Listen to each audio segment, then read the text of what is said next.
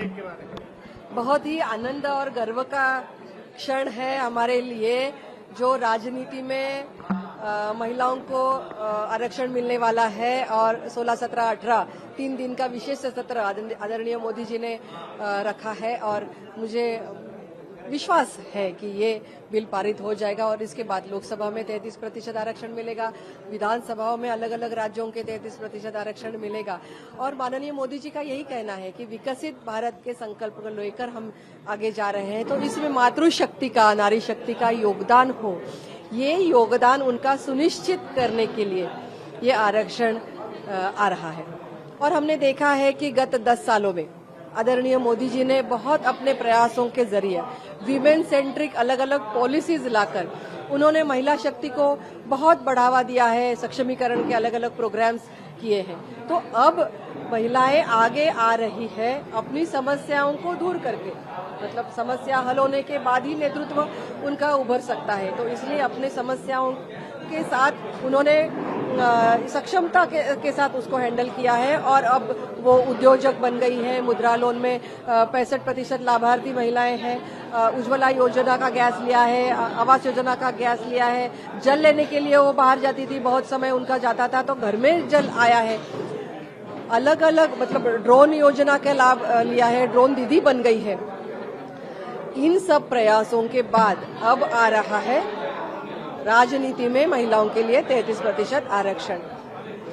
मैं एक नंबर सभी जनता को दे रही हूं कि आप भी इस आरक्षण के विधेयक का समर्थन करें। ये क्रमांक है 9667173333। आप भी इस फोन नंबर पर फोन कर अपना समर्थन दे सकते हैं। जनता से ये आह्वान करना चाहूंगी कि महिलाओं का नेतृत्व उभरने के लिए और महिलाओं के जरिए विकसित भारत के लिए योगदान देने के लिए आप भी अपना समर्थन इसमें दीजिए। आज भारत आगे आ रहा है, विश्व गुरु बनने जा रहा है। इसके लिए भारत की महिला सक्षमता के साथ आगे आ रही है। अपना समर्थन जरूर दर्ज करिए। बहुत बहुत मुझे ये कहना है कि 2026 तक डीलिमिटेशन के लिए रोक लगाई गई थी।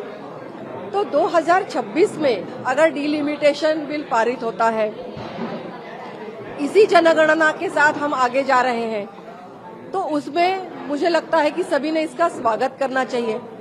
और सितंबर 2023 में जब ये विधेयक लाया गया, तो विपक्ष के भी हमारे बहुत सारे नेताओं ने ये आग्रह किया था, ये मांग की थी कि जल्द से जल्द इसका इम्प्लीमेंटेशन होना चाहिए।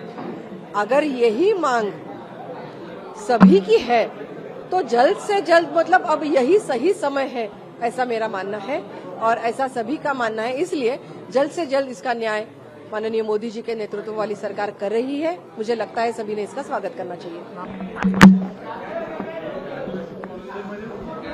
महाराष्ट्र की सरकार ने बड़ी गंभीरता से इस मुद्दे को लिया है।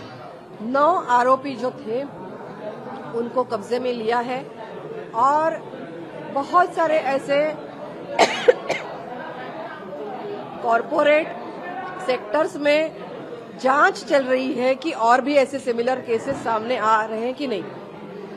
जैसे कि हम देखते हैं कि लव जिहाद, बहुत ज्यादा जगह ऐसे युवतियों को फंसाया जा रहा है।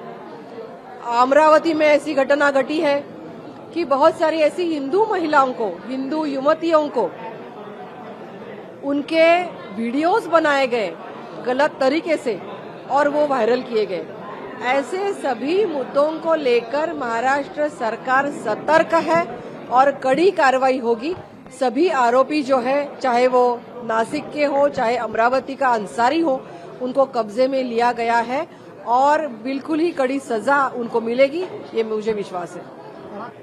खरात के केस में अब जितने भी अकाउंट्स उनके निकले हैं, जो एक पत्र संस्था थी उसमें माना गया कि 100 अकाउंट्स उन्होंने फेक निकाले थे। ऐसे सभी अकाउंट्स के जो भी नाम है, उनके घर जाकर भी, उनके ऑफिस में, दफ्तर में जाकर भी और उनके सभी के यहाँ ईडी की जांच और बाकी सभी जांचें चल रही है ताकि ये पूरा ब्यौरा सामने आए और जितनी भी मतलब महिलाओं का किया गया शोषण हो या आर्थिक शोषण हो, सभी मालूमात सामने आएगी और कड़ा शासन होगा।